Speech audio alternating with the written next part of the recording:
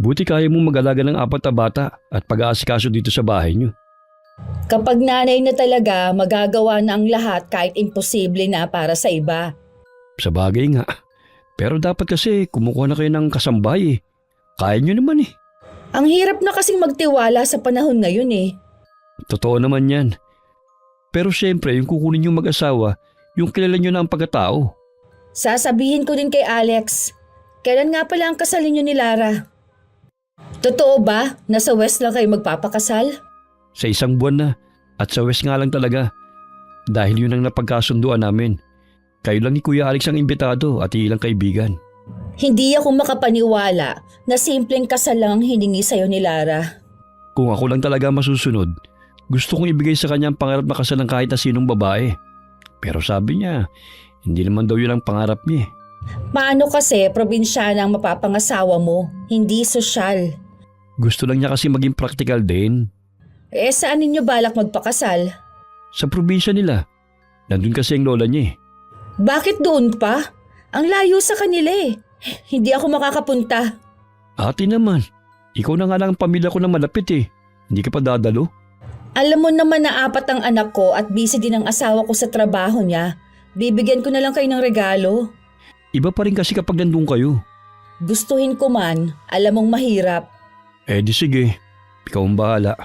Huwag ka na magtampo. Bibigyan kita ng pinakagusto mong regalo. Malay mo makapunta kayo. Sa 1 buwan pa naman yun eh.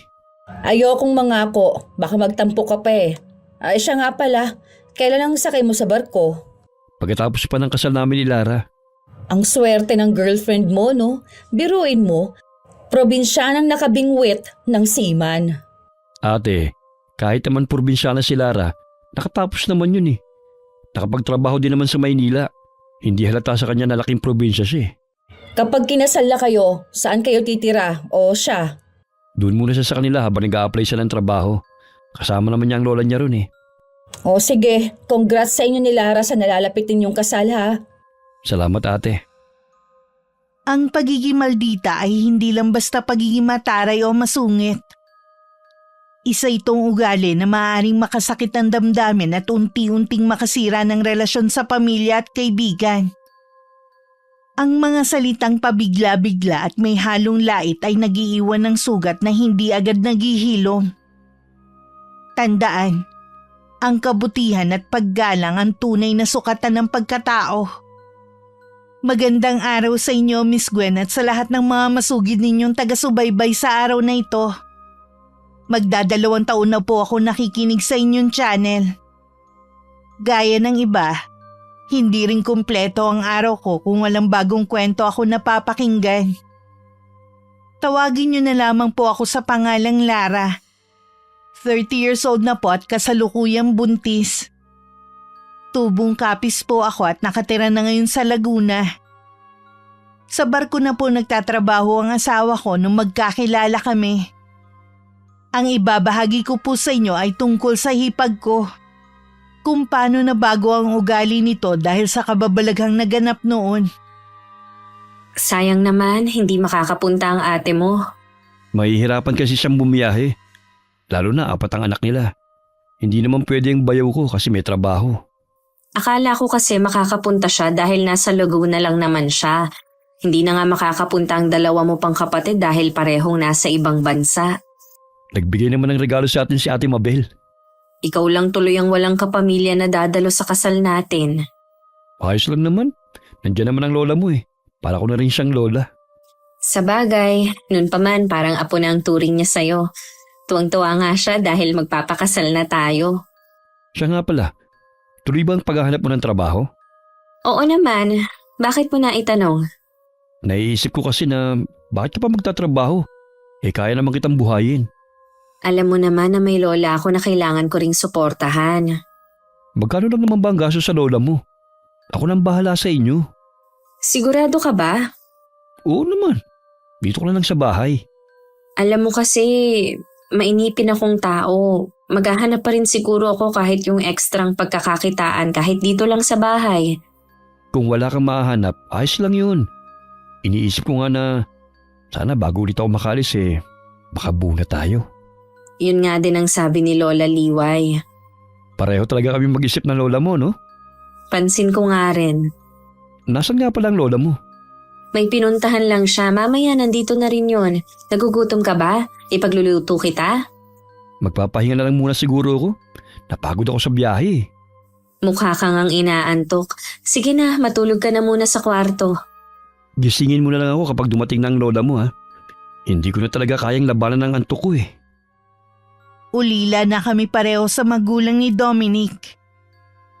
Bata pa lang ako, namatay na ang mga magulang ko kaya si Lola Liway na ang nag-alaga at nagpalaki sa akin.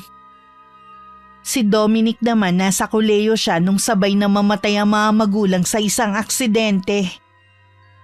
Ang ate Mabel niya ang panganay sa kanilang 4 na magkakapatid at bunso naman siya. Ang 2 pa niyang kuya parehong nasa Japan at dun nakatira kasama ang pamilya. Ilang beses ko palang nakasama ang ate niya kaya hindi ko pa kabisado ang ugali. Pero tingin ko na mabait ito gaya ng sabi ni Dominic. Nagluluto na ako ng hapunan namin nang dumating si Lola Liway. Nang silipin ko nga si Dominic para gisingin, naawa naman ako dahil halatang pagod. Hinayaan ko na lang siya magpahinga. Hayaan mo na lang ang asawa mo makapagpahinga. Ano ba yung niluto mo ngayong hapunan, ha? Sinigang na isda po, Lola. Tamang-tama sa malamig na panahon. Kaya nga po itong niluto ko ngayon. Sino nga palang kasama ni Dominic? Wala po. Hindi nakasama ang ate niya dahil busy at hindi naman kaya bumiyahe na ganitong kalayo na may 4 na anak. Hindi rin makakapunta ang mga kaibigan ko. Alanganin po kasi, may mga trabaho sila. Ayos lang ba na? Tayo-tayo lang sa kasal ninyo. Oo naman po. Hindi ko kasi maintindihan kung bakit sa West nyo lang gustong magpakasal eh. May kakayanan naman si Dominic na pakasalan ka sa simbahan. Ako po ang may gusto noon, Lola. Tsaka kung magbago ang isip ko at gusto ko nang magpakasal sa simbahan, pwede naman po. Kahit sa mismong kasal mo, umiral na naman yung kakuriputan mo. Nagiging praktikal lang po ako. Kuripot ka talaga, yun ang sabihin mo. Manang-mana ka talaga sa nanay mo nung nabubuhay pa siya. Sigurado na natutuwa ang inay ngayon dahil sa kanya ako nagmana. Sigurado yon. Sigurado din na ipinagmamalaki ka nila dahil lumaki ka na mabait at masunuring bata. Kahit matagal na silang wala, namimiss ko pa rin po sila. Ako rin naman. Nay, tay, ikakasal na po ako sa 1 linggo. Sana kasama ko kayo sa mahalagang araw na yon. Kapag nagkaroon na kayo ng anak ni Dominic, kung paano kita pinalaki, ganun din sana ang gawin mo sa magiging anak ninyo. Opo, Lola, para lumaki rin siya na katulad ko. Hindi naman kasi lingid sa inyo na iba na ang panahon ngayon eh. Masyado na mapupusok ang mga bata at hindi na marunong sumunod sa mga magulang. Iba pa rin talaga ang mga kabataan noon. Kaya nga po mahalaga ang paggabay ng mga magulang. Minsan rin kahit anong gabay ng mga magulang, meron pa rin nalilihis ang landas. Isa na po sa nagiging dahilan ng pagsama sa mga maling barkada. Malaking impluwensya rin po kasi ang mga kaibigan. Isa yan sa kinatatakutan ko noon habang lumalaki ka. Salamat naman at wala kang naging kaibigan na nag-impluwensya sa iyo sa masama. Dahil hindi po kayo nagkulang ng paalala sa akin noon. Minsan naiinis na ako dahil sa isip ko ang kulit nyo na. Pero habang nagkakaedad ako, naisip ko po na para din naman sa kabutihan ko ang sinasabi ninyo. Istrikta lang si Lola Liway sa akin habang lumalaki ako pero kahit kailan hindi ako nakatikim sa kanya ng palo. Puno rin ako ng pangaral mula nung bata ako. Akala ko nga nung makatapos ako ng pag-aaral hindi niya ako papayagang magtrabaho sa Maynila. Dahil napakalayo at wala naman akong kakilala doon. Pero pinayagan niya ako. Basta ang bilin niya, lagi akong mag-iingat at dalhin ko ang mga pangaral niya kahit saan ako pumunta. Halos 4 na taon din ako nagtrabaho bilang office staff sa isang private school. Maayos naman ang sahod ko at nakakapagpadala ko ng pera kay Lola buwan-buwan. Kinailangan ko lang tumigil muna at umuwi dito para tingnan ng lola ko. Tumawag kasi ang tiyuhin ko na lagi daw hinihimatay si Lola. Kaya naman daw siyang tingnan-tingnan ng tiyuhin ko pero dahil mahal ko ang lola ko, mas pinili ko na umuwi na lang. 2 buwan na ako nandito sa amin nang sumunod si Dominic. At formal na hiningi ang kamay ko sa lola ko. Pasensya na po kayo, Lola, kung napahaba ang tulog ko. Mabuti nga nakapagpahinga ka eh. Kumusta na nga po palang kalusugan nyo? Maayos na iho. May iniinom po ba kayong gamot? Herbal lang iho. Hindi naman kasi ko sanay sa mga tableta eh. Sa bagay nga po, hiyangan lang talaga din yan. Hindi daw pala makakadalo ang kapatid mo sa kasal ninyo ni Lara. Hindi nga po eh. Pasensya na po kayo, Lola. Ayos lang iho. Naipaliwanag naman na ni Lara ang dahilan eh. Naiintindihan ko naman. Nangihinayang lang ako na wala akong makikilala ni isa sa pamilya mo. May ibang pagkakataon pa naman po eh. Oo nga. Sabi din naman pala ni Lara, pagkatapos ng kasal ninyo ilang araw ka lang mamamalagi at aalis ka na. Ganoon na nga po, Lola. Sa inyo ko na po muna ipagbibilin si Lara kapag nakaalis na ako. Kahit hindi mo sabihin yan, akong bahala sa apo ko. Pasensya na po sa abala. Alam ko na napapasarap ang kwentuhan ninyo. Handa na kasi ang hapunan. Tara na sa kusina. Tara na iho, baka kanina ka pa nagugutom. Kanina pa nga po eh. Tamang-tama ang ulam natin ngayon dahil malamig. Paborito mo rin ang niluto ko. Talaga? Mukhang mapaparaming kain ko nito . Natutuwa ako at palagay na ang loob mo sa bahay namin. Dahil simula pa lang po, mainit na ang pagtanggap niyo sa akin. Magaling akong kumilatis ng mabuting tao. Kaya unang kita ko pa lang sa'yo, alam kong hindi nagkamali ang apo ko. Nakakataba naman po ng pusong sinasabi niyo. Gaya po ng pangako ko, aalagaan ko at hindi sasaktan si Lara. Ilang beses mo na yang sinabi. Naniniwala naman na kami sa'yo. Hindi ako magsasawa na ulit-ulitin yun. Dahil yun naman talagang nilalaman ng puso ko. Kumain na nga tayo. Baka gutom lang yan. Dumating ang araw ng kasal namin. Lola at tiyuhin ko lang ang dumalo sa araw na yon at mga testigo. Kumain na lang kami sa labas gaya ng plano. Kahit simple lang ang naging kasal namin para sa akin, yun ang pinakamasayang sandali sa buhay namin. Ang nakakalungkot lang ang araw ng pag-alis ni Dominic para sumakay ng barko. Sabi ko nga mag-ipon lang kami at pwede na kaming magnegosyo.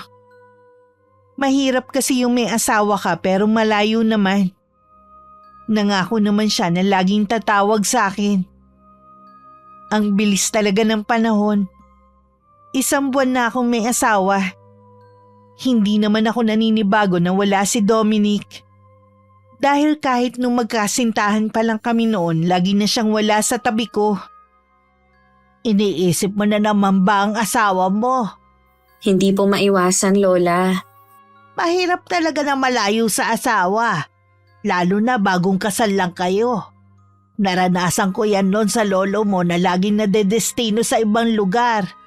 Wala naman akong pagpipilian dahil yun ang sinumpaan niyang tungkulin bilang sundalo. Naisip ko nga po na maghanap ng trabaho kahit dito lang sa atin. Akala ko ba nag-usap na kayo ng asawa mo na hindi ka na magtatrabaho? Oo nga po, kaya lang naiinip na talaga ako eh. Dapat magpaalam ka muna kay Dominic. Ngayong may asawa ka na, kailangan lahat ng gagawin mo ipapaalam mo sa kanya. Sasabihin ko po sa kanya kapag tumawag siya sa akin. Lola, bakit nga po pala napapadalas ang alis ninyo? Saan ba kayo nagpupunta? Saan pa ba di sa mga kamag-anak natin? May kinalaman po ba yan sa lupang gustong kamkami ng mag-asawang Paredes? Ganun na nga. Hinihingi lang naman nila ang opinyon ko eh. Unang salta pa lang ng mag-asawang yun dito, iba na po ang kutob ko sa kanila. Ako rin naman, kaya hindi ako nakikipagkaibigan sa kanila eh. Alam kong merong kapalitang kabutihan na ipinapakita nila sa mga taga rito. Paano po kaya yan? Yung ibang taga rito, naisanla na sa kanilang mga lupa. Ngayon ginigipit sila na bayaran na kasama ng tubo. Kung hindi, tuluyan ang mawawala sa kanilang mga titulo. Yun talaga ang intensyon nila. Ang gipitin ng mga taga rito. Kahit anong gawin nila, hindi nila magagawang kamkami ng lupa ng mga taga rito. Baka po gumawa sila ng marahas na hakbang. Yun din ang inaalala ng tiyuhin mo eh. Narinig ko po na balak daw nilang gawing resort ang lupa ng mga taga rito. Okay lang sana ang plano nila kung sa legal nila nakuha ang lupa. Kaso, niloko nila ang mga taga rito sa mga buladas nila at matatamis na pangako. May kasalanan din naman ang mga taga rito. Hindi sila nag-iisip. Mababait po kasi ang mga taga rito, kaya madali silang magtiwala sa mga dayo. Huwag niyo na po silang sisihin. Titingnan ko kung anong magagawa kong tulong. Mamaya makikipag-usap ulit ako sa tiyuhin mo. Huwag naman po sana kayong magpagabi ng uwi. Minsan kasi natatagalan ako na pakikipag-usap sa kanila eh. Kung tutuusin, pwede naman po silang humingi ng opinyon sa kapitan natin. Pero sa inyo pa rin lumalapit ang mga taga rito para humingi ng payo. Pati ang kapitan natin sa akin pa rin lumalapit para hingi ng opinyon ko. Mas ako daw kasi ang pinapakinggan kaysa sa kanya. Malaki po talaga ang respeto ng mga tao sa inyo. Siguro nga. O paano? Aalis na muna ako ha? Gusto niyo bang samahan ko kayo? Wag na iha. Kilala kita. Maiinip ka lang doon. O sige po, mag-iingat kayo. Naging punong barangay din ng lola ko ng 3 termino dito sa lugar namin kaya malaki pa rin ang paggalang sa kanya ng mga taga rito. Sa edad na 60, matikas pa rin at matalas ang pag-iisip niya. Yun nga lang dahil sa kasipagan noong araw ang dami na rin niyang nararamdaman sa katawan. Mula nang umuwi ako dito sa amin, paghahalaman na lang ang inatupag ko. Sayang naman kasi ang lawak ng bakuran namin kung wala man lang tanim. Kung gaano ko kahilig sa halaman, kabaligtaran naman ni Lola Liway. Gusto rin sana niya magtanim pero hindi siya nakakabuhay kaya mula nun, hindi na siya humawak ng halaman. Habang dinidiligan ko nga ang bago kong halaman na nasa paso, biglang tumawag si Dominic. Busy ka yata. Hindi naman. Nagdidilig lang ako ng mga halaman ko. Wala kasing magawa eh. Si Lola Liway naman, araw-araw umaalis ng bahay. Ha? Saan naman siya pumupunta? Di ba masama sa kalusugan niyang mapagod? Hindi rin naman kasi masabihan eh. Tsaka hindi niya matiis ang mga taga rito na hindi tulungan. Mabait at matulungin talaga si Lola Liway no? Sinabi mo pa, kaya nga mahal na mahal siya ng mga taga rito. Siya nga pala, meron sana akong sasabihin sa'yo. Ano yun? Naiinip na kasi ako dito sa bahay eh. Gusto ko sanang magtrabaho kahit malapit lang dito sa amin. Wala kasi akong maisip na pwedeng pagkakitaan na nandito lang sa bahay. Sabi ko na nga hindi ka rin makakadis na hindi magtrabaho. Hindi naman kasi ako sanay na walang ginagawa eh. Para akong magkakasakit kung dito lang ako sa bahay. O sige, pinapayagan na kita magtrabaho. Basta dyan lang malapit sa inyo ha. Oo naman, salamat ha. Ano ko ba? Hindi mo naman kailangan magpasalamat pa eh. Kumusta ka na nga pala dyan? Meto, medyo masama ang pakiramdam. Kagabi pa kasi ako nilalagnat eh. Kaya pala parang may kakaiba sa itsura mo at namumula ang mga mata mo. Uminom ka na ba ng gamot? Oo, huwag ka mag-alala. Maayos naman ang lagay ko. Kahit na, hindi mo maiaalis sa akin ang mag-alala sa'yo, no? Okay na ako, gagaling na ako. Dahil nakita na kita kahit sa video ko lang natin. Ay, nambola ka pa. Masyado ka namang seryoso. Natawa ka pa dyan. Naalala ko tuloy ang sitwasyon ni Lola Liway dati. Nag-aalala talaga siya kapag nadedestino sa malayo ang lolo ko noon. Hindi siya mapakali at laging kinakabahan. Sundalo naman kasi ang lolo mo nun eh. Ako naman nandito lang sa barko. Kaya hindi mo kailangan mag-alala katulad ni Lola Liway. Hanggat nasa malayo ka, mag-aalala ako sa'yo. O sige na, tumawag lang ako para makita ka. Magpapahinga na muna ako ha. Mag-iingat ka dyan, huwag magpapakapagod at kumain ka para bumalik agad ang lakas mo. Marami pa akong binilin sa kanya kaya natawa na lang talaga siya. Ganito rin kasi si Lola Liway kapag nagbibilin kung paano ko aalagaan ang sarili ko nung nasa Maynila ako. Hindi rin kasi maiwasan nagkakasakit ako doon. Pagkatapos ng video call namin ng asawa ko, itinuloy ko na rin ang ginagawa ko. Pero ang isip ko na kay Dominic pa rin. Nang mga sumunod na araw, ganun pa rin ang ginagawa ni Lola Liway tuwing umaalis ng bahay. Ayos na rin naman ang kalagayan ni Dominic. Ako naman sinubukan ko na mag-apply ng trabaho. Naghihintay na lang akong tawagan ng mga in-applyan ko. Lingid pala sa akin, kausap ni Dominic ang ate Mabel niya at may hinihiling siya rito na may kinalaman sa akin. Pansamantala lang naman eh. Ayoko lang kasi na ipagkatiwala sa ibang tao ang mga anak ko. Hindi kasi ako sigurado eh. At saka wala rin kasamang Lola Liway niya sa bahay nila. Oh, di ba sabi mo magaling na rin naman ang lola niya? Oo nga. Kaya lang matanda na rin naman yun eh. Lola nga niyang dahilan kung bakit siya tumigil sa pagtatrabaho sa Maynila. Hindi naman siya magtatagal eh. Eh di ba sabi mo rin, naghahanap siya ng trabaho? Eh di ako na lang muna magpapasahod sa kanya. Ayoko mangako sa iyo ate ha. Sasabihin ko lang sa kanya. Pero hindi ko siya pwedeng pilitin. Ano ka ba? Ngayon lang naman ako humingi ng pabor sa'yo ah. Kung ako lang, pagbibigyan ka agad kita. Kaya lang, hindi talaga ako sigurado kung mapagbibigyan ka ni Lara. Wala ka lang yatang tiwala sa akin eh. Wala naman akong gagawin sa asawa mo, no? Ano ka ba ate? Wala akong iniisip na masama ha. Pakikiusapan mo lang naman siya eh.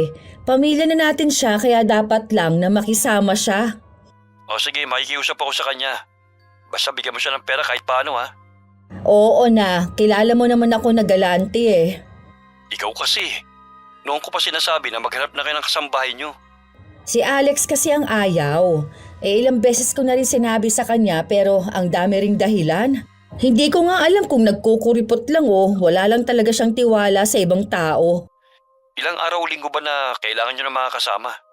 Eh kahit isang buwan lang, baka makumbinsi ko na rin si Alex no na kumuha na kami ng kasambahay.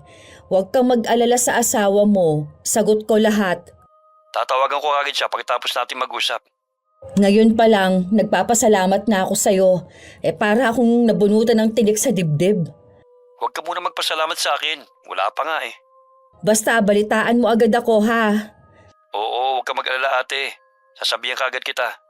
Sana talaga mapapayag mo siya. Hindi pa rin ako natatanggap sa mga in-applyan ko. Mukhang malabo nga na magkaroon ako ng trabaho dito sa amin. Nung gabi tumawag sa akin si Dominic at kinukumusta ang paghahanap ko ng trabaho. Sinabi ko sa kanya na nawawalan na ako ng pag-asa. Doon niya isiningit ang tungkol sa ate niya. Sinabi niya lahat ng detalye ng pinag-usapan nila. Nasa iyo kung tatanggapin mo. May tiwala kasi sa'yo si ate kaysa kumuha sila ng kasambahay. Sige, tatanggapin ko. Kahit hindi na niya ako bayaran pa. Nakakahiya naman sa'yo. Kaya ka nga naghahanap ng trabaho para kumita. Tapos tatanggapin mong trabaho yun ng libre? Kaya lang naman ako naghahanap ng trabaho dahil naiinip ako dito sa bahay. Tsaka hindi naman iba sa akin ang kapatid mo. Sigurado matutuwa si ate kapag sinabi ko to sa kanya. Kapag nakapagpaalam na ako kay Lola Liway, luluwas na ako. Ibibilin ko na lang ulit siya sa tiyuhin ko. Siya nga pala. Minsan toyoy ng kapatid ko. Napapagod din kasi sa mga anak eh. Pero mabait yun. Ikaw na lang ang bahala magpasensya sa kanya. Naiintindihan ko naman siya. May mga pinsan din ako na marami ang anak at minsan mainit din ang ulo lalo na kapag makukulit ang mga bata. Salamat ha. Naiintindihan mo ang ate ko. Wala yun no. Tsaka gusto ko rin kasing mapalapit sa ate mo eh. Kapag nasa bahay ka na niya, magkakaroon kayo ng oras para mapalapit sa isa't isa. Basta sabihin mo sa kanya na luluwas agad ako. Mamaya na ulit tayo mag-usap. Tatawagan ko lang si Ate Mabel. O sige, may titingnan lang ako sa labas para kasing may nagkakagulo eh. Baka nga may gulo. Huwag ka nang lumabas. Sisilip lang ako sa may bintana. Mamaya na lang ulit tayo mag-usap. Bigla akong nag-alala kay Lola Liway. Lumabas kasi siya kanina at hindi pa bumabalik ng bahay. Sumilip ako sa may bintana at nakita ko ang mag-asawang Paredes. Pinagtatabuyan sila ng mga tao habang sumisigaw. Nung mahulog ang telang nakatakip sa babae, nagulat ako sa itsura nito. Puno kasi ng sugat ang buong mukha nito. Sariwa pa yon at may nana. Mabilis din naman itong kinuha ang tela at saka itinakip muli sa mukha niya. Ano ang nangyari sa mukha ni Mrs. Paredes? Ay, nasa na kaya si Lola Liway? Hindi na ako makakapaghintay sa kanya. Hahanapin ko na siya. Nasa labas ako ng bahay nang biglang dumating si Lola. Nakalayo na rin ang mga taong nagtataboy sa mag-asawa. Doon lang ako nakahinga ng maluwag. Hinintay ko muna siyang makapasok sa loob ng bahay bago siya tanungin. Alam niyo po bang nangyari sa mag-asawang Paredes kanina? Nagkakagulo kasi ang mga tao eh. Palibhasa kasi hindi ka lumalabas ng bahay. Kaya hindi mo nababalitaan ang nangyayari. Busy po kasi ako sa paghahalaman. Nagdurusa ngayon na mag-asawa dahil sa karamdaman na dumapo sa kanila. Meron daw nakapagsabi na baka kinukulam sila. Nagpunta sila rito para maghanap ng albularyo. Pero pinagtabuyan lang sila ng mga taga rito. Kaya pala ganun ang itsura ni Mrs. Paredes. Nakakaawa pa rin kung totoo ngang kinukulam sila. Tama lang sa kanila yon dahil mga sakim sila. Ganon ang napapala sa mga mapanlamang sa kapwa. Sigurado iniisip nila na taga rito ang gumawa nun sa kanila. Kahit taga rito pa, wala silang karapatang basta-basta magturo. Tsaka walang bastang maniniwala sa kanila. Hindi naman lahat ng tao naniniwala sa kulam eh. Hanggat hindi nila ibinabalik ang titulo ng mga lupa ng mga taga rito, hindi mawawala sa kanila ang sumpa. Bakit nyo nasabi yan? Huwag nyo pong sabihin na kilala ninyong gumawa nun sa kanila. Mabuti pang wag mo nang alamin. Ayoko na pati ikaw madamay pa. Sana kung sino man ang gumawa nun sa mag-asawa, patawarin na lang niya. Tao din naman ang mag-asawa na nagkakamali. Malay nyo, maisip nilang mali ang mga nagawa nila at nagsisisi na. Madaling sabihin yan, Apo. Dahil wala ka sa posisyon ng mga taong inagrabyado nila. Alam ko naman po yun. Naiintindihan kong mga kababaryo natin. Kapag nalagay ka na rin sa alanganing sitwasyon, maiisip mo din na minsan ang pagganti hindi laging masama. Siguro nga tama si Lola Liway. Hindi ko pa naman kasi naranasan na maagrabyado o maapi sa buong buhay ko. Naniniwala kasi ako na kapag marunong ka makisama, mabuti rin ang balik nito sa atin. Hiling ko lang na sana hindi yun mangyari sa akin. Sa hapunan ko na sinabi kay Lola ang tungkol sa plano na tulungan muna ang hipag ko sa kanila. Ipinaliwanag ko ang sitwasyon ni Ate Mabel kung bakit kailangan ng kasama. Hindi kita pipigilan kung yan ang gusto mo. Mabuti na nga rin yun para makilala mo ng lubusan ng hipag mo. Naisip ko nga rin po yan. Iba pa rin po kasi kapag nakasama mo na sa iisang bubong. Kailan mo ba balak lumuwas? Baka po sa makalawa na. Ela, ayos lang po ba na maiwan kayong mag-isa ulit dito? Oo naman. Tsaka nandyan lang naman ang Tio Augusto mo Ibibilin ko pa rin po kayo sa kanya at magpapaalam na rin ako. Tawagan mo ko lagi kapag nandun ka na ha. Opo Lola, kahit hindi niyo sabihin sa akin gagawin ko naman po yun. Hindi naman sa nanghihimasok ako sa inyong mag-asawa. Saan niyo babalak tumira kapag bumalik na si Dominic? Gusto niya po kasi na bumili kami ng bahay sa Laguna. Taga doon po kasi sila Ang gusto ko naman dito sana sa atin. Kailangan yung pag-usapan niyang mabuti. Kung dahil lang sa akin kaya gusto mo dito, mali yun, iha. Kailangan ikaw ang susunod sa asawa mo. Hindi naman po kami nagmamadali. Nag-iipon pa po kami. Sa kuripot mong yan, makakaipon talaga agad kayo. Si Lola talaga oh. Ang pagiging kuripot ko na naman ang nakita. Maswerte si Dominic sa'yo dahil marunong kang humawak ng pera at hindi magastos. Kaya nga po siguro sa akin na niya ipinagkatiwala ang bank account niya. Dati po ang ate niya ang may hawak eh. Tama lang na sa'yo na niya ipagkatiwala dahil asawa ka na niya ngayon. O paano la, kapag lumuwas na po ako, mag-iingat kayo dito ha. Tawagan niyo agad ako kung may nararamdaman na naman kayo. Kaya ko ang sarili ko. Matanda na rin ako kaya normal lang na marami na akong nararamdaman sa katawan ko. Yun na nga po, pero labas pa rin kayo ng labas ng bahay. Mahirap naman kung magpapakaburo ako dito sa bahay. Lalo akong manghihina. Maiintindihan mo rin ako kapag umabot ka na sa edad ko. Sana nga po Lola, umabot ako ng ganyang edad. Maliban sa nasa lahi natin na mahahaba ang buhay, kailangan maging mapili ka rin sa pagkain mo. Kainin mo lang ang mga masusustansya at hindi yung mga instant. Opo Lola, tatandaan ko yan para humaba ang buhay ko. Sasabihin ko rin pala yan kay Dominic. Hindi natuloy ang plano ko na lumuwas na sa Makalawa. Nagkaroon kasi ng problema dito sa bahay. Hindi ko basta maiwan ang lola ko. Pumunta kasi dito ang anak ng mag-asawang Paredes at pinagbibintangan namang kukulam si Lola. Mabuti na lang marami ang nagtanggol kay Lola kasama na si Kapitan. Nag-alala ko na baka balikan siya ng mga taong yun kaya naghintay muna ako ng ilang araw. Ang huling balita ko, gumaling naman daw ang mag-asawa at tuluyan nang umalis sa lugar namin. Tsaka lang ako nagdesisyon na tumuloy ng lumuwas. Baka kasi hinihintay na rin ako ng hipag ko. Lingid pala sa akin, inaaway na niya ang asawa ko. Dahil nung 1 linggo pa niya ako inaasahan na darating sa kanila.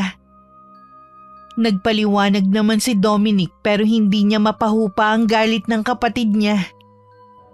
Ang sabihin mo, walang isang salita ang asawa mo. Sinabi ko na nga na may emergency sa kanila, kaya hindi siya kagad nakaalis. Kung ganon, bakit hindi niya masabi sa'yo kung ano yon? Tungkol sa lola nga niya, baka nagkasakit na naman. Baka naman nagdadahilan lang siya. Papunta na nga siya, hintayin mo na lang. Grabe naman sa paimportante ang asawa mo.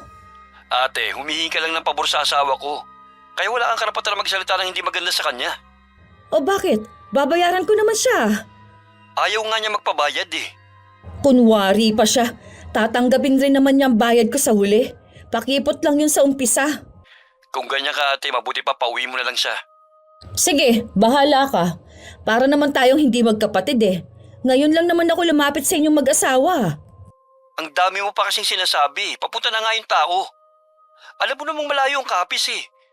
Pupunta na nga siya dyan sa Laguna para tulungan ka lang sa pag-aalaga sa mga anak mo. Nanunumbat ka ba ha? Baka nakakalimutan mo ang mga naitulong ko sa'yo. Ikaw tong nanunumbat eh. Para kasing nagbago ka na mula nang mag-asawa ka eh. Pati ATM mo, asawa mo na ang humahawak. Natural na si Lara nang pahawakin ko. Dahil sabi mo nga, asawa ko na siya. Pati ang pagsagot-sagot mo sa akin, nag-iba na rin. Kapag dumating dyan si Lara, pauwi mo na lang. Baka mamaya kung ano pang gawin mo sa kanya. Ganun ba kasama ang tingin mo sa akin ha? Baka lang kasi pagbuntunan mo siya ng galit mo eh. Sige, kung yan ang gusto mo. Pagdating niya, pauuwiin ko kaagad siya. Tingnan ko lang kung sino ang mahihilo sa biyahe. Hindi naman ako nahirapan na hanapin ang bahay ng hipag ko sa isang subdivision. Malapit lang din kasi sa gitang sa kanila kaya agad na naituro ng guard. Nang kumatok nga ako, agad akong pinagbuksan ni Ate Mabel at niyakap pa. Siya na rin ang kumuha ng bag ko at nagbitbit papasok. Nasa sala ang 4 niyang anak. Unang napansin ko sa loob ng bahay, malinis ang bawat sulok. Bumati naman sa akin ng mga anak niya. Nasa 12 anyos ang panganay at 5 taon naman ang bunso. Salamat naman, nakarating ka na. Noong 1 linggo pa kita inaasahan eh. Akala ko nga hindi ka natutuloy eh. Pasensya ka na ate, nagkaroon kasi ng problema sa bahay namin. Nabanggit nga ni Dominic. Ayos na ba? Oo. Ano nga pala yung tulong na kailangan mo? Nakikita mo naman na malaki ang bahay namin. Tapos may 4 pa akong anak na inaasikaso. Kailangan ko talaga ng kasama dito sa bahay. Huwag kang mag-alala, libre naman lahat. Kung ano ang pagkain namin, yun din ang kakainin mo. Lahat ba ng gawaing bahay ay ako ang gagawa? Oo. Pati pag-aalaga ng mga bata. Minsan kasi, umaalis din ako para tingnan ang negosyo namin ng asawa ko. Kapag pala may pasok sa eskwelahan ng mga bata, 4:00 ka dapat digising para ipaghanda sila ng almusal at babaunin. Ang bunso kong anak na si Ara, tanghali ang pasok nun kaya hindi mo kailangang gisingin ng maaga. Ikaw na rin ang maghahatid sa kanya sa school at hihintayin mo na rin ang paglabas niya. 3 oras lang naman ang klase niya eh. Ano, kaya mo ba ang trabaho? Oo naman ate. Mabuti naman. Ang hirap kasi maghanap ng kasambahay ngayon. Kahit sabihin pang sa agency ka kukuha, mahirap pa rin magtiwala no. Mabuti na lang pumayag ka. Wala namang problema sa akin, pansamantala lang naman. Nabanggit nga pala ng kapatid ko na naghahanap ka daw ng trabaho. Baka magustuhan mo dito sa amin di pasasahuran na lang kita. Gusto ko nga sana ng trabaho pero gusto ko kasi sa amin lang para makakasama ko pa rin ang lola ko. Matanda na kasi siya eh. Pag-isipan mo pa rin. Sa panahon kasi ngayon, mas maigi yung may trabaho ka rin. Hindi lang umaasa sa sahod ng asawa mo. Maghahanap ulit ako pag uwi ko sa amin. Kumain ka na ba? Tara muna sa kusina. Mabuti na yung busog ka bago ka magsimula ng mga gawain dito sa bahay. Si Kuya Alex nga pala. Isa pa nga yun. Kung hindi gabi nang umuuwi, laging out of town. Kung saan-saan pinadadala ng boss niya eh. Napapabayaan na nga niya ang negosyo namin kaya ako na lang din ang nag-aasikaso. Kaya hulog ka talaga ng langit sa amin. Kailangan nyo talaga ng permanenteng kasambahay kung busy kayong parehong mag-asawa. Pinag-iisipan na nga rin namin yan. Kung hindi ka papayag, baka maghanap na lang kami ng pobreng kaanak ng asawa ko sa probinsya nila. Sigurado na may mahanap kayo sa dami ng nangangailangan ng trabaho ngayon. Oo nga. Sige na, kumain ka na muna habang kinukwentuhan kita. Salamat ate. Kumain na ba kayo ng mga bata? Oo, kanina pa. Siya nga pala, masela ng mga anak ko sa ulam at saka sa damit nilang isinusuot ha. Isinulat ko na sa pinto ng ref ang mga dapat mong gawin at lulutuin para hindi ka na mangangapa ng mga gawain. Babasahin ko na lang mamaya pagkatapos kong kumain. Pagkatapos mo palang kumain, pwede bang ikaw na ang magtupi ng mga damit na nilabahan ko? Ikaw na rin ang magluto ng hapunan natin. Tsaka tuwing hapon, kailangan diligan ng mga halaman sa labas. Sige, gagawin ko agad pagkatapos kong kumain. May isa pa pala. Sanay ka naman yata sa puyatan. 11 na kasi natutulog ang mga bata. Pakibantayan mo na lang sila habang nanonood ng TV. Sige te. Maiwan na muna kita ha. Titingnan ko lang ang mga bata at baka kung ano-ano na naman ang ginagawa ng bunso ko. Huminga muna ako ng pagkalalim-lalim. Parang gusto ko na lang umuwi sa amin. Hindi ko akalain na ang magiging trabaho ko sa bahay na yon ay literal na kasambahay. Ang intindi ko sa sinabi ni Dominic, sasamahan ko lang ang ate niya at tutulungan ko kahit papano. Hindi ko akalain na ako pala lahat ang gagawa sa bahay. Dahil gusto ko ring makisama at mapalapit sa kapatid niya kaya ako pumayag. Tapos inaalok pa ako na maging kasambahay nila. Kailangan kong makausap si Dominic sa lalong madaling panahon. Pagkatapos kong kumain, sinunod ko na lahat ng pinag-uutos ng hipag ko sa akin. Nang makapaghapunan at makapaghugas ng pinggan, gusto ko na sana magpahinga. Pero naalala ko na pinababantayan nga pala niya sa akin ng mga anak habang nanonood ng TV. Kahit antok na ako, napilitan akong bantayan sila. Kinabukasan ginising pa niya ako para sabihin na tanghali na at papasok pa ang mga bata. Dali-dali naman akong bumangon at nagpunta sa kusina.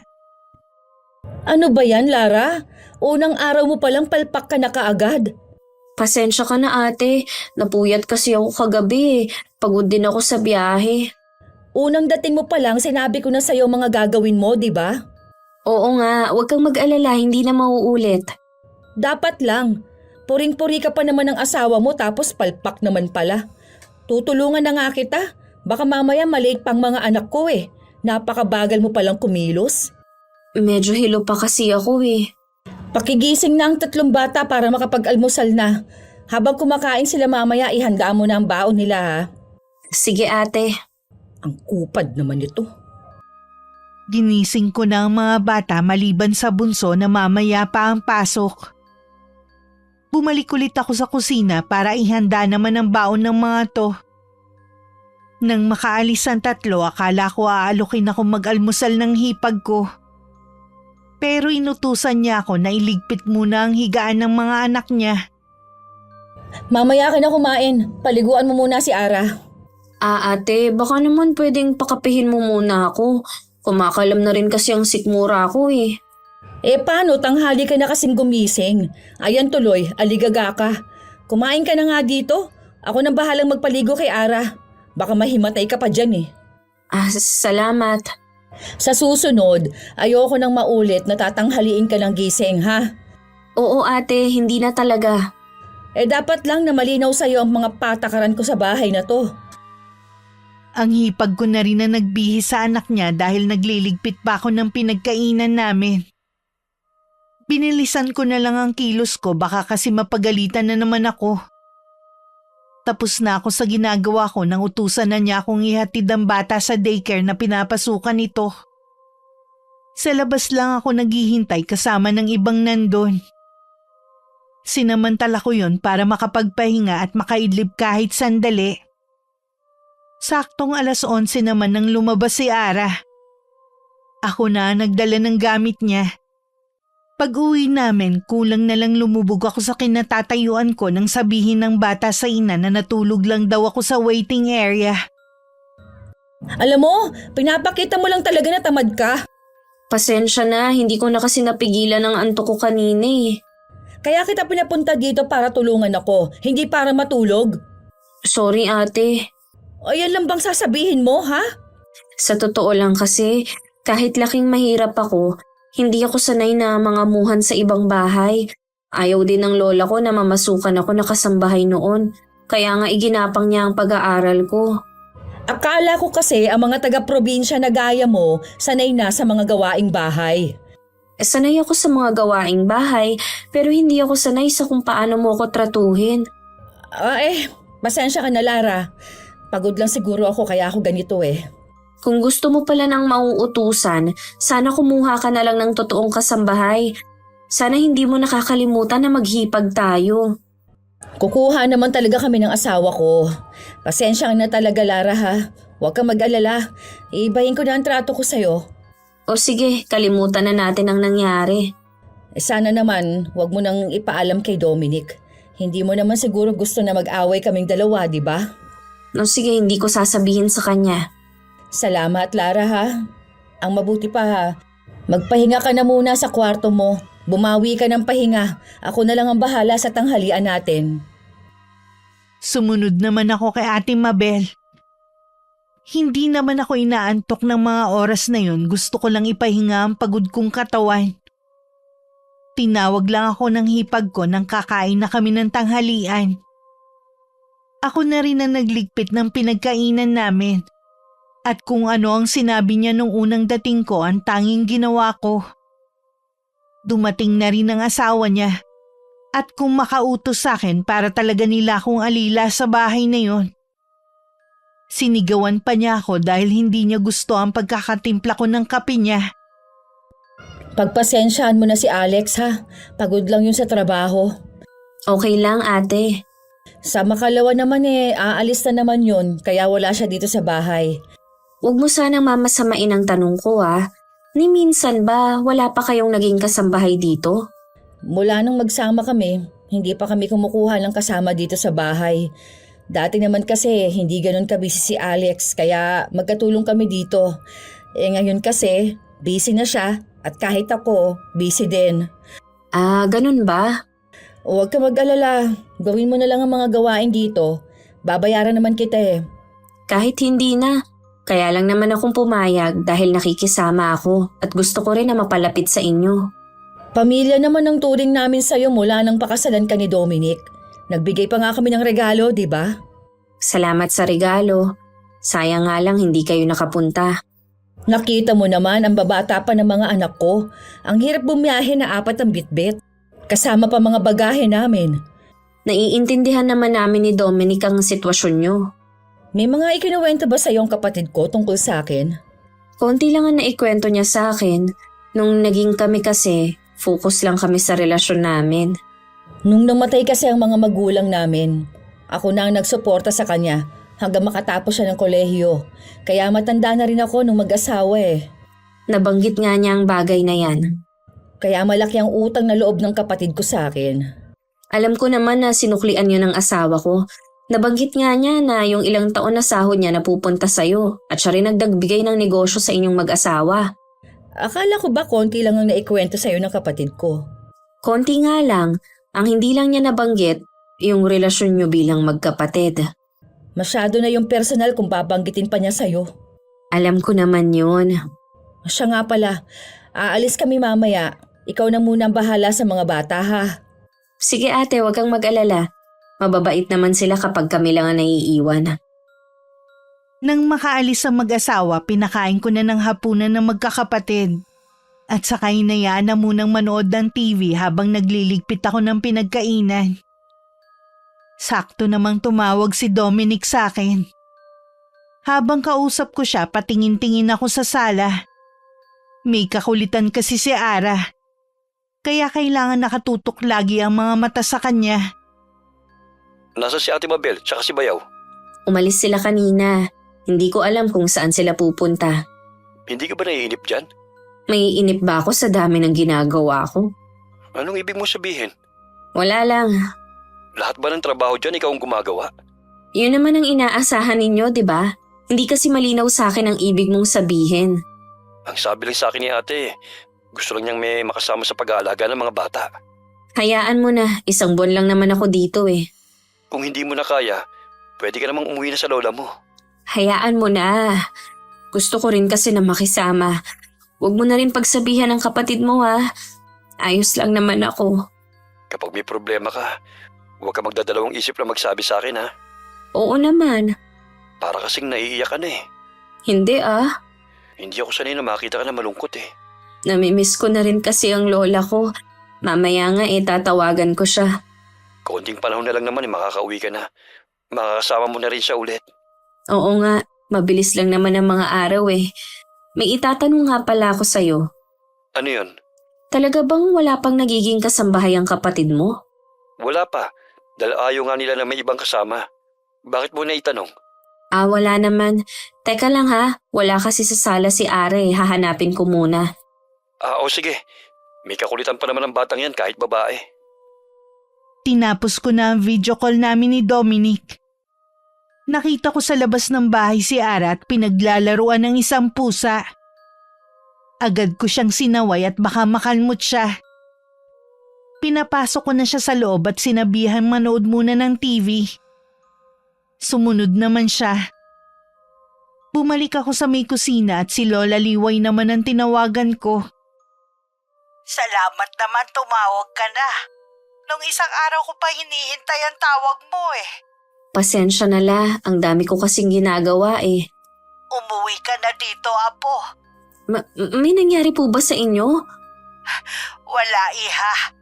Sa'yo ko nag-aalala eh. Mula nang umalis ka rito, lagi na kitang napapanaginipan. Panaginip lang po yun, Lola. Basta umuwi ka na dito, Apo. Nakakahiya naman po sa hipag ko kung uuwi na ako agad. Wala pa po kong 1 linggo dito eh. Huwag mo nang hintayin na mapahamak ka. Malayo ako sa iyo at ganun din ang asawa mo. Walang tutulong sa iyo kung sakali. Kaya ko pong pangalagaan ang sarili ko. Huwag na po kayong mag-alala. Makinig ka sana sa akin, Apo. Sige po, Lola. Hahanap lang ako ng tiyempo na magpaalam sa hipag ko. Huwag mo sanang baliwalain ang sinasabi ko sa'yo. Hindi naman po, Lola. Para sa ikipapanatag ng loob niyo, susundin ko kayo. Salamat, Apo. Hihintayin na lang kita. Sa totoo lang mula nang sigawan ako ni Kuya Alex, bumigat lalo ang pakiramdam ko sa bahay na yon. Kahit maayos na ang trato sa akin ni Ate Mabel, hindi pa rin palagay ang loob ko. Susundin ko na lang si Lola Liway. Higit kanino man siya ang nakakaalam kung ano makakabuti para sa akin. Hindi na natuloy ang plano ko na magpaalam na sana. Nagkasakit kasi si Ate Mabel. Naawa naman ako kung iiwan ko sila sa ganung kalagayan. Tapos si Kuya Alex umalis na naman. 3 araw ding may lagnat ang hipag ko bago tuluyang gumaling. Lumipas ang 1 linggo, napansin ko na nag-iba na naman ang ugali nito. Pinagdadamutan na niya ako ng pagkain at lagi na naman siyang pagalit makipag-usap. Pinagpapasensyahan ko na lang siya. Minsan gusto kong maligo nakalakang banyo.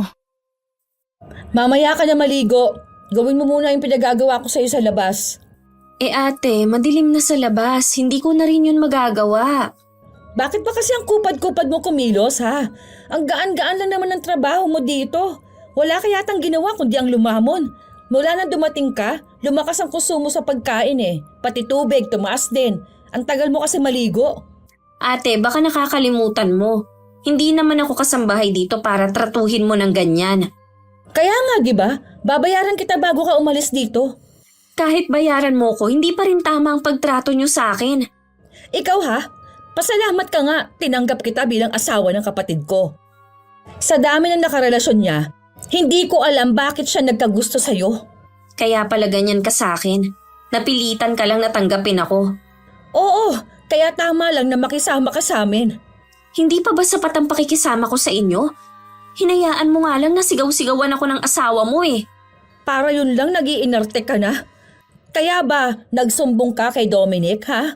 Huwag kang magsisinungaling dahil mismong mga anak kong nagsabi sa akin. Wala naman akong sinabi na masama kay Dominic. Kung meron, sana tinawagan ka na niya. Ikaw ha, huwag mo kaming pag-aawaying magkapatid. Mas matagal kami nagkasama at ikaw naman, kailan lang kayo nagkakilala ni Dominic? Wala naman akong plano na pag-awayin kayo eh. Dapat lang! Dahil kung tutuusin, sampid ka lang naman sa pamilya namin. Kung ganyan naman pala ang tingin mo sa akin, mabuti pang umalis na lang ako. Sige, huwag mong tapusin ang 1 buwan nating usapan. Umalis ka at isusumbong kita sa pulis. Bakit mo naman ako isusumbong wala naman akong ginagawang masama? Akala mo yata, hindi ko alam na kinukurot mo si Ara kapag wala ako. Nakita kong mga pasa sa braso at hita niya. Hindi totoo yan ah. Wala akong ginawa na ganyan sa anak mo. Sinungaling! Sa tingin mo kaya magsisinungaling ang anak ko, ha? Nasaan si Ara? Kailangan ko siyang makausap. Hindi mo siya pwedeng kausapin. Natatakot sa'yo ang bata. Akala ko pa naman ang bait-bait mo dahil maamong mukha mo. Kung ayaw mong maniwala sa akin, bahala ka. Pero aalis pa rin ako dito. Subukan mo lang talaga. Akala mo yata nagbibiro ako no? Kinuhanan ko ng litrato ang mga pasa ng anak ko. Alam mo na mas paniniwalaan ang sumbong ng bata kesa sa'yo. Kung alam ko na ganyan palang ugali mo, hindi na sana ako bumiyahe mula sa probinsya namin papunta dito. Ginusto mo rin naman Kaya wag mo akong sisisihin. Kaya kung ako sa'yo, tapusin mo ang usapan nating 1 buwan. Kung naniniwala ka pala na sinaktan ko ang anak mo, bakit ayaw mo kong paalisin? Dahil alam mo na hindi ko magagawang manakit ng bata. Kapag hindi mo pa sinunod ang utos ko sa'yo, tatawag na ako ng pulis. May balik din sa iyong ginagawa mong to. Lumabas ako ng bahay at nagtanggal ng damo kahit tumaambon. Mabilis ako natapos dahil hindi naman ganun kadami ang damon ligaw. Dahil bahagyang nabasa, kinilig ako sa ginaw. Nang papasok na ako sa loob, laking pagtataka ko kung bakit nakalakang pinto. Ate Mabel! Buksan mong pinto, ate! Diyan ka muna sa labas para magtanda ka. Maawa ka naman oh, lumalakas na ang ulan, nababasa na ako. O di ba? Hindi ka pa naliligo? Ayan, libre ligo ka na. Wala ka nga lang shampoo at sabon. Maldita ka talagang babae ka. Matagal na. Kaya nga walang magtagal na girlfriend si Dominic eh. Ikaw lang ang nakalusot dahil nga taga-probinsya ka. Sorry la, huli na parang makauwi ako dyan. Hindi rin ako makaalis ngayon dahil wala naman akong hawak na pera. Namaluktot na lang ako habang nakasandal sa saradong pinto. Basang-basa na rin ako ng ulan. 2 oras pa bago nila ako pinapasok. Ang panganay na anak ng hipag kong si Gab ang nagbukas ng pinto. Yakap ang sarili na nanginginig sa lamig, dire-diretso ako sa banyo at naligo. Dasal ko na sana hindi ako magkasakit. Kinabukasan parang walang nangyari na kinakausap na ulit ako ng mahinahon ni Ate Mabel. Tahimik lang ako at puro tangulang. Ako pa rin ang naghatid kay Ara sa daycare. Sinamantala ko na tanungin siya kung sino ang kumukurot sa kanya. Agad niyang sinabi na ang kuya niya ang gumawa nun dahil nasira niya ang laruan nito. Pero bili ng nanay niya na ako ang ituro kapag merong nagtanong na pulis. Meron kasi siyang reward sa nanay niya. Pati bata tinuturuan na magsinungaling. Anong klase siyang ina? Tahimik lang ako sa isang sulok habang naghihintay nang lumapit sa akin ng isang babae. Palakaibigan ng ngiti niya pero dahil sa nangyari sa akin, natakot na akong basta na lang magtiwala. Naupo siya sa tabi ko at nagpakilalang baby. Yaya daw siya ng kaklase ni Ara. Malapit lang daw ang bahay nila sa amin. Ikaw pala ang bagong kasambahay ni na Ma'am Mabel. Ang ganda mo naman. Hindi ka bagay sa ganyang trabaho, no? Kilala mo pala ang hipag ko. Ha? Hipag mo pala siya? Hindi naman sila kumukuha ng kasambahay kahit noon. Kaya pinakiusapan muna ako na makasama nila sa bahay. Marami na silang naging kasambahay dyan. Wala lang magtagal dahil sa ugali ng mag-asawa. Talaga? Oo. Pinsan ko ang huling kasambahay nila. Ginutom nga nila eh. Siniraan pa nila na nagnakaw. Mabuti na lang abogado si Sir at tinulungan ng pinsan ko. Kaya takot ang mga yan sa amo ko dahil kilala na ang mga ugali nila. Mga sinungaling pala talaga sila. Salamat sa'yo nalaman kong baho nila. Pati ba ikaw nakakaranas ng pang-aabuso sa mag-asawang yon, ha?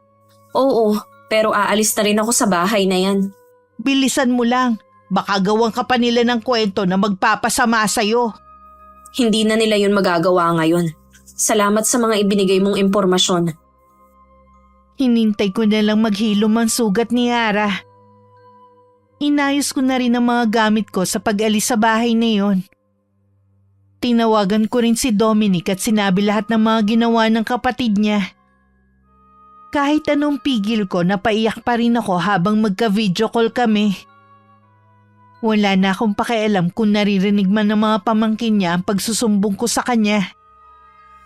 Hinihintay ko na lang din ang pagdating ng ate niya bago umalis. Hindi ko rin kasi maatim na iwan ang mga bata na walang kasamang matanda. Kargo ko pa kapag may masamang nangyari sa kanila. Nasa iyo na kung paniniwalaan mo ko. Hindi naman kasi ako dyan napatira kaya hindi ko alam na may mga kasambay pa sila na minaltrato. Walang tatagal sa kanila dahil mas masahol pa sila sa hayop. Patawarin mo ako kung napahama ka ng dahil sa akin. Wala ka namang kasalanan eh. Tama lang na umuwi ka na sa inyo. Kakausapin ko rin si Ate Mabel. Hindi ko pwedeng palampasin ang ginawa niya sa'yo. Akala ko mas kakampihan mo siya kaysa sa akin eh. Ikaw ang asawa ko. Natural lang na ikaw ang kampihan ko. Tahan na. Nasasaktan ako kapag nakikita kitang umiiyak. Ang pangako ko sa'yo, paliligayahin kita at hindi pa iiyakin. Tumigil na rin ako sa pag-iyak.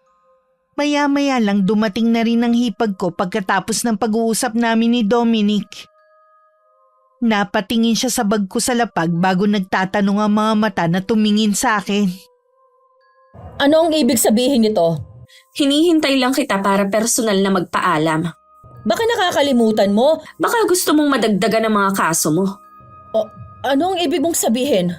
Huwag ka nang magmaang-maangan dyan. Alam ko ng lahat ng ginawa ninyong mag-asawa sa mga nagiging kasambahay niyo. Chismosa ka rin pala. Mahilig makinig sa mga sabi-sabi. Kesa naman na sa'yo ko maniwala. Subukan mo talagang lumabas sa pinto na yan. Tatawag ako ng polis. Sige, tumawag ka. Hihintayin kong dumating sila. Ano pang hinihintay mo? Tumawag ka na. Matapang ka na ngayon dahil ba sa kapatid ko, ha?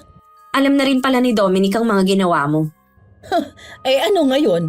Sigurado naman na akong kakampihan ng kapatid ko. Malaki ang utang na loob niya sa akin. Nakalimutan mo na yatang tumawag ng pulis. Umalis ka na nga lang. Wag na wag ka nang babalik kahit kailan, ha? Doon ka na lang sa probinsya ninyo. Hindi na talaga ako babalik sa bahay na to. Nakakaawa ang mga anak mo na masama ang natutunan sa inyo.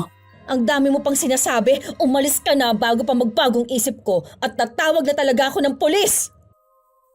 Nilapitan ko muna ang mga bata at isa-isang niyakap.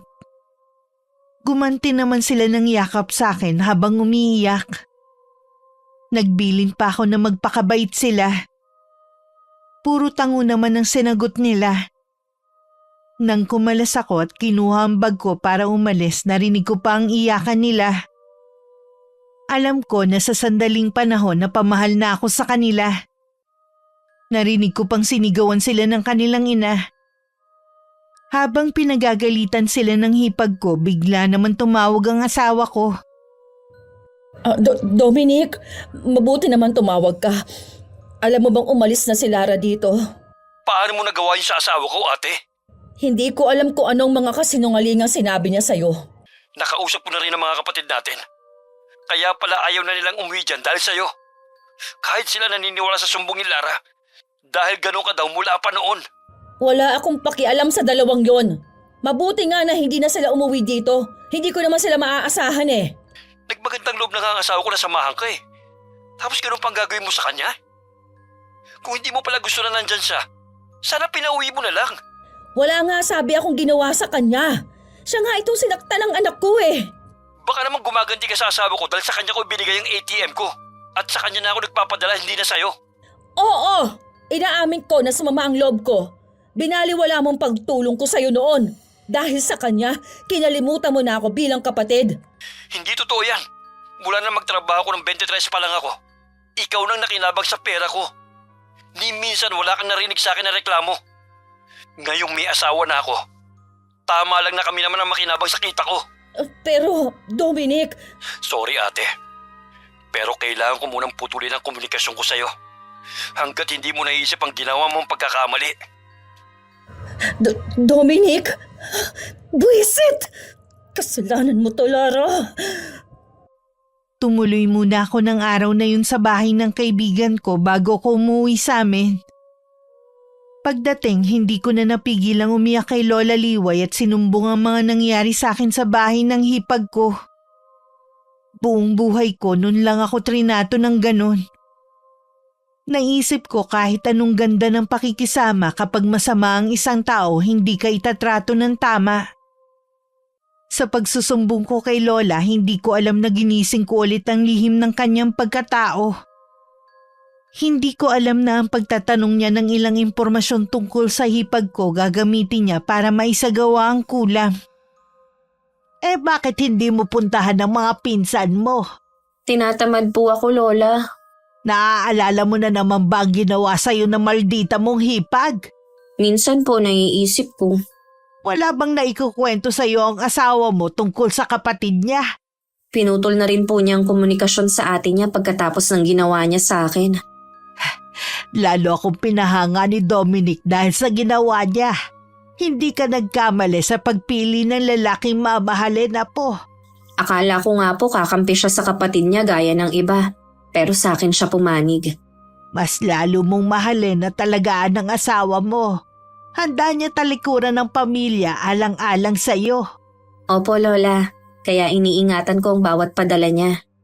Kung sakali na mawala na ako, hindi na kita aalalahanin pa. Bakit naman po kayo nagsasalita na parang nagpapaalam na kayo? Lahat naman tayo dun pupunta. Mabuti na rin na mapaghandaan mo. Malakas pa po kayo at matagal ko pang makakasama. Kung pwede lang sana na habang buhay tayong magkasama, Apo. Kapag nawala po kayo, hindi na magiging katulad ng dati ang buhay ko. Kaya pakiusap la. Huwag na kayo magsasalita na parang nagpapaalam na kayo sa akin. Ang bigat tuloy sa dibdib. O sige, hindi na ako magsasalita ng ikalulungkot mo. Tandaan mo lagi ha, mahal na mahal kita. Lahat ng gagawin ko para sa'yo. Ako ang masigit na nasasaktan kapag may umapi sa'yo. Hindi rin ako papayag na hindi ka maigante. Maliban sa paghahalaman ko, sinunod ko rin ang bilin ni Lola. Lumabas at makipagbanding sa mga pinsan ko kapag day off nila. Sa gabi naman habang nakahiga, lagi kami magkausap ni Dominic. Ilang buwan na rin naman mula nang manggaling ako sa bahay ng kapatid niya. Hindi rin niya yung binabanggit sa akin maliban ngayon. May kakaiba rin ako nararamdaman sa boses niya. Bakit mo naman binanggit ang ate mo? Nag-uusap na ba ulit kayo? Hindi ko siya nakakausap. Yung bayaw ko lang. May nangyari ba? Ilang buwan na raw may sakit si Ate Mabel. Labas-pasok nga daw sa ospital eh. Pero hanggang ngayon, hindi pa rin matukoy ng mga doktor ang tunay niyang sakit. Kumusta ang mga bata? Sinong tumitingin sa kanila? Ayaw ni ate na makita siya sa ganong kalagayan. Kaya nasa bilan niya muna yung mga anak niya. Ano bang maitutulong natin sa kanila? Ipagdasalan lang natin ang agaran niyang paggaling. Nakahiga na lang daw kasi sa kama eh. Sa kabila ng mga ginawa niya sa akin, gusto ko rin namang gumaling na siya alang-alang sa mga anak niya. Hindi ko nga alam kung maniniwala ako sa sinasabi ng bayaw ko eh. Hinala daw niya, baka ipinakulam si ate ng isa sa mga naging kasambahay nila noon. Kung yun ang hinala nila, dapat maghanap sila ng albularyo. Hindi kasi naniniwala si ate sa mga ganyan. Mas gusto niyang doktor na lang ang tumingin sa kanya. Tawagan mo ang ate mo, palakasin mo ang loob niya. Sinabi mo dati sa inyong magkakapatid kayong dalawang malapit sa isa't isa. Sigurado nalalakas ang loob niya kapag narinig niya ang boses mo. Tama ka. Tiniis ko lang naman siyang hindi kausapin dahil sa ginawa niya. Tao lang din naman ang kapatid mo. Walang perpekto. Lahat tayo pwedeng magkamali at mabigyan ng pagkakataon para magbago. Alam mo, mas bata ka sa kanya, pero napakalawak ng pangunawa mo. Ganito din kasi mag-isip si Lola Liway. Kaya siguro, lagi pa rin siyang hinihinga ng opinyon ng mga taga rito sa amin. Pwede ka palang sumunod sa yapak ng lola mo eh. Di ba naging punong barangay siya dati? Naku, hindi ko pinangarap yan. Tsaka hindi ako magaling magsalita sa harapan ng maraming tao. Hindi katulad ni Lola Liway. Laging may otoridad kapag nagsasalita. Oo nga. Kapag nagsasalita siya, mas lalo mong gustong makinig sa iba pa niyang sasabihin. Kaya ikaw, kapag kinausap mo ang ate mo, ganun dapat para makinig siya sa'yo. Para din naman yun sa kabutihan niya. Oo, gagawin ko yan. Huwag lang sana akong mapaiyak. Kung maririnig mo kasi yung sinasabi ng bayaw ko, madudurog din ang puso mo. Bumigat tuloy ang pakiramdam ko. Kahit masama kasi ang hipag ko, ayoko namang sapitin niya yun. Ang gusto ko magbago siya para sa mga anak niya. Bigla ko tuloy naalala ang nangyari sa mag-asawang Paredes at nung pagbintangan nila ang lola ko na kumulam sa kanila. Pati na rin ang mga napag-usapan namin noon. Nakaramdam bigla ako ng kaba. Tumayo ako at lumabas ng kwarto ko. Nakita ko si Lola Liway na nasa sala. Nasa harap ng bintana at nakatingin sa kawalan. Lola Liway, Ikaw pala, Apo. Bakit hindi ka pa natutulog? kausap ko po kasi si Dominic. Napag-usapan po namin ng ate niya. May malubha daw pong sakit. Alam kong may sakit siya. Paano niyo po nalaman? Lola, may kinalaman ba kayo sa nangyari kay Ate Mabel? Paano ko sabihin ko sa'yo na pinaghiganti lang kita? Kung ganoon kayong kumulam sa kanya, pati sa mag-asawang Paredes noon? Oo, Apo. Ako nga. Totoo ang ibinibintang nila sa akin. Paano kayo natuto ng mangkulam? Nasa dugo na natin ang pagiging mangkukulam. Ako ang huling may kaalaman sa karunungang itim sa pamilya natin. Hindi ako makapaniwala na isa kayong mangkukulam. Nabawasan ba ang pagmamahal at respeto mo sa akin, Apo? Ngayon alam mo na ang lihim ko. Hindi po, Lola. Nabigla lang po ako pero kahit kailan, hindi mawawala ang pagmamahal at respeto ko sa inyo. Salamat, Apo. Isa yun sa inaalala ko na baka magbago ka kapag nalaman mo na ang totoo. Nakikiusap po ako. Huwag na kayong gumamit ng karunungang itim. Masama pong gumanti gamit yan. Ginagamit ko lang ito para turuan ng leksyon ng mga taong maiitim ang budhi. Ang mga taong mahilig mangapin ng mga taong walang laban sa kanila. Hindi po natutulog ang Diyos. Alam niya kung sinong mga gumagawa ng masama sa kapwa. Ipaubaya na lang natin sa kanyang paghatol.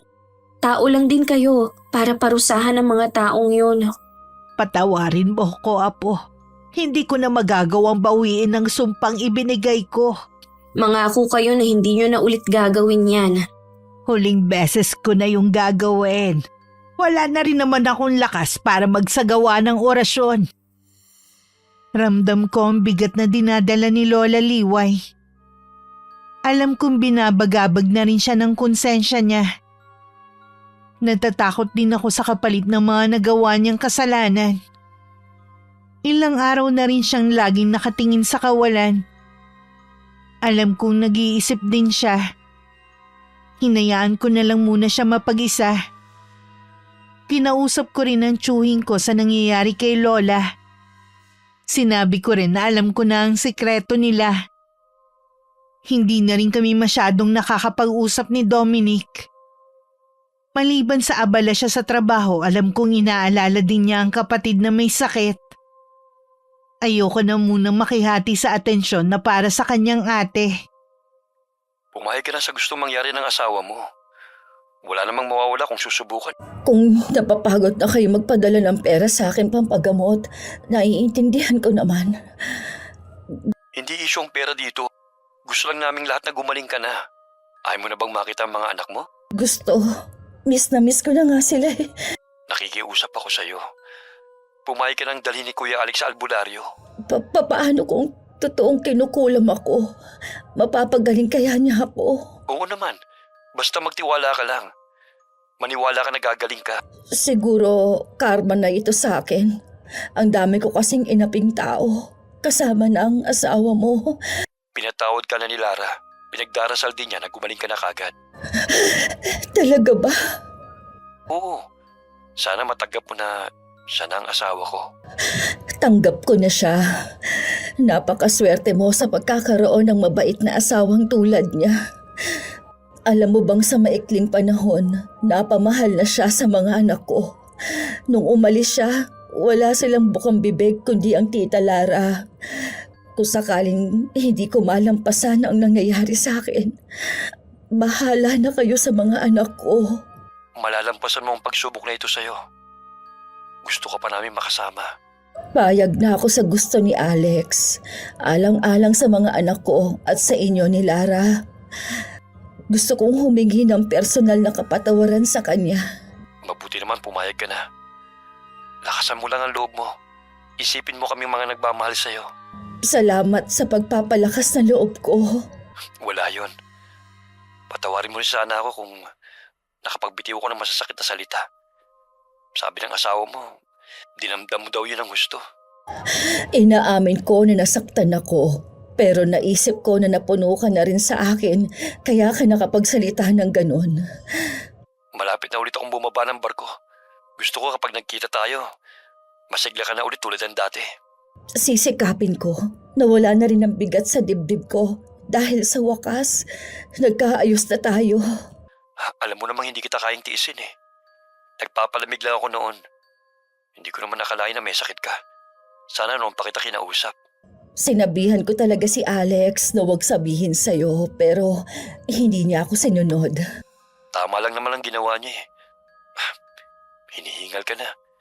Pasensya na kung napagod ka. Ayos lang naman ako. Simula lang maratay ako, ang bilis ko nang mapagod. Magpahinga ka na muna. Tatawagan na lang kita ulit. Hindi pa rin tumatawag si Dominic kaya wala akong balita sa atin niya. Si Lola naman ganun pa rin. Laging malalim ang iniisip at nakatingin sa kawalan. Malakas naman siyang kumain at tingin ko walang iniindang sakit sa katawan. Isang gabi nagising ako na umuungol si Lola sa kabilang kwarto. Agad ko siyang pinuntahan. Pabiling-biling siya sa higaan niya. Butil-butil din ang pawis niya sa noo.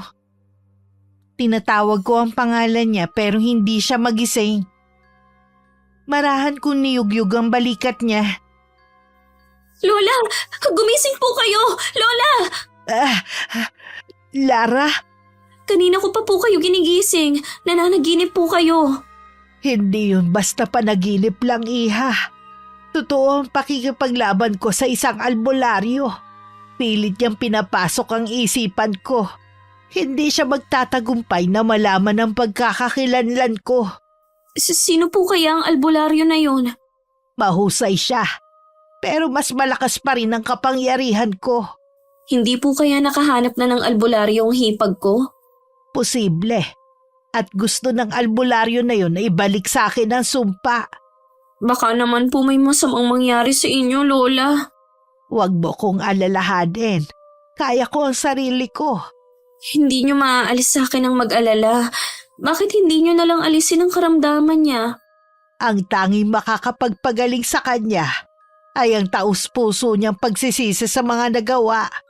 Hanggat hindi bukal sa kanyang puso, hindi siya gagaling. Nasa kanya pala ang susi kung gagaling pa siya o hindi na.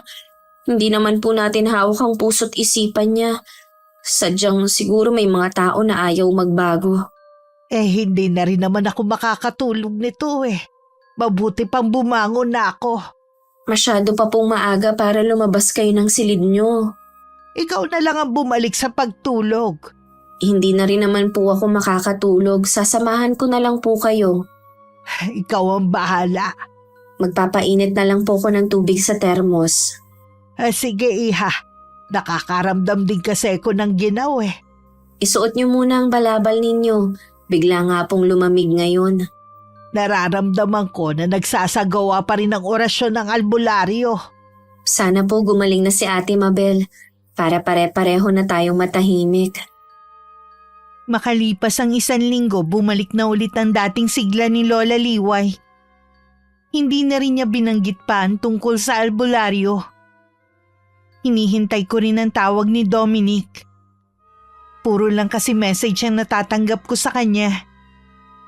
Gusto ko na rin kasing makibalita sa kanya. Wala nang araw na yun si Lola.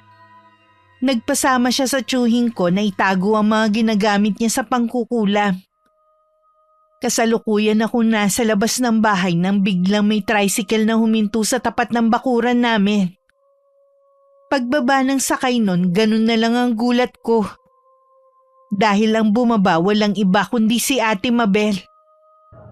Ang layo pala nitong sa inyo, pero ang ganda ng lugar ninyo. Malayo talaga dito sa amin. Masaya ako na magaling ka na, ate. Lara, patawarin mo sana ako sa mga nagawa ko sa'yo noon. Kalimutan na natin yon. Hinahanap ka pala ng mga pamangkin mo. Gusto nga nilang sumama dito kaya lang may mga pasok sila eh. Sinabi ko na lang na pagdating ni Tito Dom nila, pupunta kayo sa bahay namin. Namimiss ko na nga rin ang mga batang yon. Salamat din kasi ikaw ang nagmulat sa mga mali kong ginagawa sa mga anak ko. Hindi pa naman huli para maging mabuting ina. Bago umalis, niyakap pa ako ni Ate Mabel. Dama kong nagbago na talaga siya. Masaya akong gumaling na siya. Ilang minuto lang pagkaalis ng hipag ko, tumawag naman si Dominic. Sinabi ko na kagagaling lang sa amin ng kapatid niya. Sinabi nga niya na pupuntahan ka niya para personal na humingi ng tawad. Kahit hindi siya pumunta dito, pinapatawad ko na siya. Siyempre, iba pa rin kapag sa personal kayo nagkapatawaran. Sa bagay nga, tama ka rin. Sa wakas, wala na tayong problema. Nagkaayos na kayo ni ate. Hindi nawawala ang problema dahil kasama na ito sa buhay. Ito rin ang dahilan kung bakit nagiging matatag tayo. Oo nga. Ang mahalaga, may solusyon sa bawat problema na dumarating. Habang nasa amin ako, hindi lang si Dominic ang lagi kong nakakausap. Maging si Ate Mabel at mga anak niya. Hindi naging hadlang ang layo para mas maging malapit ako sa pamilya ng asawa ko. Nasa pakikisama din talaga. Ang sikreto naman ni Lola Liway mananatiling lihim na lang habang buhay. Naniniwala ako na lahat ng tao ay may masamang pag-uugali. Nasa atin na kung anong paiiralin natin. Ang masama ba o ang mabuti? Gaya ni Lola Liway. Mas pinili niyang ituro lang sa akin kung paano maging mabuti at inilihim ang pagiging mangkukulam. Nasa ating mga kamay pa rin kung anong landas ang pipiliin natin. Ako, pinili ko na mamuhay ng simple at walang kaaway. Maraming salamat Miss Gwen sa pagbasa ng aking kwento. Sana nakapagbigay ako ng aral at inspirasyon sa mga nakikinig sa araw na ito. Wakas.